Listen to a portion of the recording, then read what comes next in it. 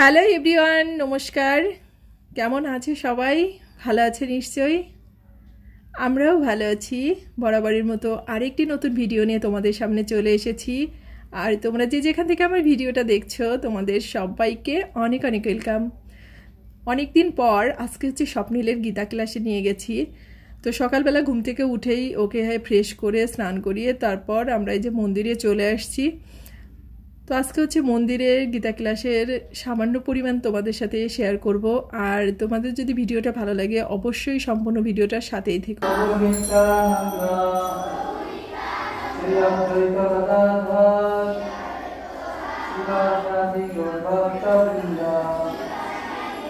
হরে কৃষ্ণ হরে কৃষ্ণ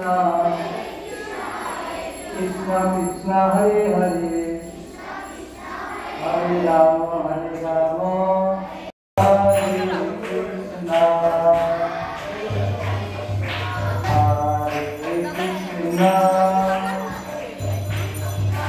কৃষ্ণ কৃষ্ণ হরে হরে হরে রাম হরে রাম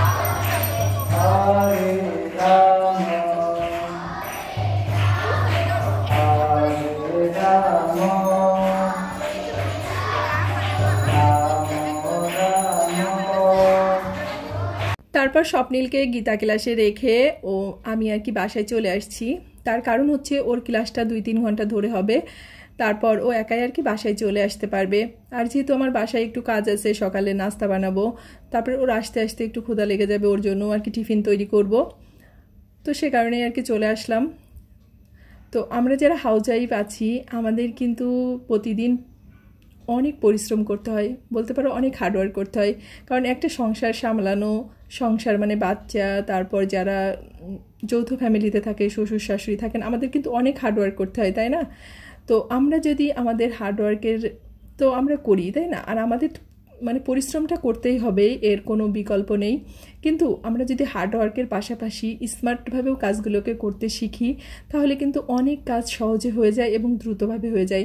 আর আমাদের একটা মেন সমস্যা কি জানো তো? আমরা না, যখন আমাদের কাজগুলোকে সব একসাথে দেখি, তখন আসলে আমরা ভয় পেয়ে যাই যে আসলে এতগুলো কাজ আমরা কিভাবে করব। কিন্তু আমরা যদি কাজগুলোকে সব একসাথে না করে, আমাদের তো সংসারে অনেক রকমের কাজ থাকে, তাই না? তো প্রত্যেকটা কাজকে যদি আমরা সেকশন করে কাজ মানে ভাগ ভাগ করে কাজগুলোকে করি, তাহলে দেখবা যে অনেক সহজে কাজগুলো হয়ে যাচ্ছে। তারপর আমাদের একটা মেন্টালি প্রেশারও আসে না, মানে ফিজিক্যালও কোনো প্রেশার আসে না। তো আমাদের কাজগুলো করতেও কিন্তু মন মানে খুশি খুশি একটা ভাব আসে মনের ভিতরে। তো কাজগুলোকে কখনোই মানে অনেক যে প্রচুর কাজ করতেছি বা আমার সামনে অনেক কাজ আছে, এগুলোকে না ভেবে ঠিক আমি যদি নর্মালি মানে আমার সংসারে প্রতিদিন যে কী কাজগুলো করতে হয় সেটা তো আমি জানি, তাই না? তো আমরা যদি প্রত্যেকটা কাজকেই এইভাবে ভাগ ভাগ করে নিই, তাহলে দেখবা সব কাজই অনেক দ্রুত হয়ে যাচ্ছে। তার সাথে সাথে আমরা কাজ করার পাশাপাশি নিজের জন্য কিছুটা সময় বের করতে পারি। তো আমার মনে হয় যে যারা মানে হাজব্যান্ড, ওনারা তো বাইরে কাজ করেন, ওনারা তো সকালবেলা চলে যায় যে যার কাজে, অফিস, দোকান, তারপর যে আর কি যে ধরনের কাজগুলোকে করে, তো ওনাদের একটা মেন্টালি প্রেশার থাকে। আবার সব সময় কি হয় দেখবা যে যারা শহরে আমরা থাকি, তো বেশিরভাগ সময় হাজব্যান্ডরা কিন্তু মানে বাসায় সময়টা দিতে পারে না, খুব কম সময়ই দিতে পারে।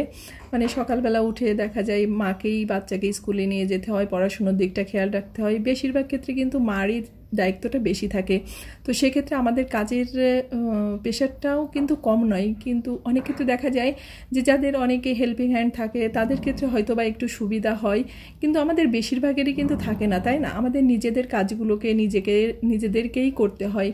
তো আমরা তো দায়িত্বগুলোকে নিই, এই দায়িত্বগুলোকে নিলে অনেক সময় কি হয় যে আমাদের যারা হাজব্যান্ড আছেন, ওনাদের কিন্তু আমার মনে হয় তারা মেন্টালিও আমাদের কাছ থেকে অনেকটাই সাপোর্ট আশা করে এবং তারা সেইভাবে কিন্তু সাপোর্টটা পেয়ে থাকে। তো এতে কি হয়, এতে কিন্তু সংসারের ভিতরে একটা শান্তি কাজ করে, তাই না? যে তাদের যদি বাসার ব্যাপারে টেনশনটা না থাকে যে না বাচ্চা কি করছে কি না করছে, এই টেনশনগুলো যদি তাদের ভিতরে না থাকে, তারাও কিন্তু তাদের নিজেদের কাজের ক্ষেত্রে মনোযোগটা দিতে পারে আমার মনে হয়। তো এজন্যই বললাম যে আমাদের তো অনেক দায়িত্ব, অনেক কর্তব্য, এগুলোকে অ্যাভয়েড করার কোনো উপায় নেই বা কোনো জায়গা নেই বলতে পারো। তো সেক্ষেত্রে আমরা যদি একটু নিজেদেরকে গুছিয়ে কাজগুলোকে করতে পারি, তাহলে আমরা কিন্তু অনেকটাই এগিয়ে যেতে পারবো। আর এখন শুধু যে রান্না বাড়া, ঘর সামলানো বা বাচ্চাকে সামলানো, তার পাশাপাশি কিন্তু আমরা মেয়েরা অনেক কাজ করতে পারি। তবে আমার মনে হয় যে আমরা বাইরে কিছু না করতে পারলাম তা নিয়ে কখনোই কোনো আফসোস করা উচিত না। কারণ আমার মনে হয় আমরা সবচেয়ে বড় দায়িত্বের বান কাজগুলোকে করি, যেটা হচ্ছে নিজের সন্তানকে বড় করা, নিজের সন্তানকে মানুষ করা। সব সময় চাই যে সে সবচেয়ে ভালোভাবে, সবচেয়ে সুন্দরভাবে মানুষ হোক। আর সবচেয়ে বড় কথা যে একজন সন্তান যদি তার মাকে ফুল টাইম তার কাছে পায়, তার থেকে বড় কিছু আর হয় না। কিন্তু আমাদের এই বর্তমান সময়ে আমরা যারা মেয়েরা আছি সবাই একটু বাইরে কাজ করতে কিন্তু বেশি পছন্দ করি, নিজেদের আর্থিক যে সচ্ছলতা বা আর্থিক দিকটা একটু বেশি চিন্তা করি।